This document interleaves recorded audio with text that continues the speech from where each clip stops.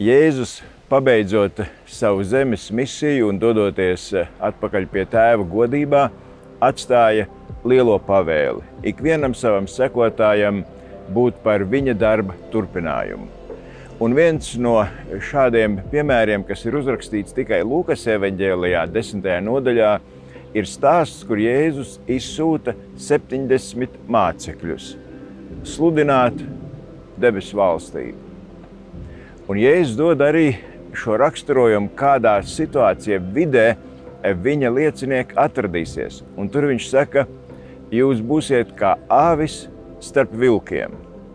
Un tāpēc tas jautājums ir, vai mēs kā kristieši dzīvojot šajā pasaulē sajūtamies kā avis starp vilkiem, vai tiešām tās attiecības starp kristīgo un pasaulīgo ir tik radikālas, tik atšķirīgas kā avis un vilki. Par to, kā tad kristietim būt pasaulē, kurā mēs eksistējam, domāsim svētdien dievkalpojumos 9:30 un 11:30. Tie būs dievkalpojumi ar svēto vakarēdienu, un tāpēc visi esiet aicināti klātienē un arī attālināti.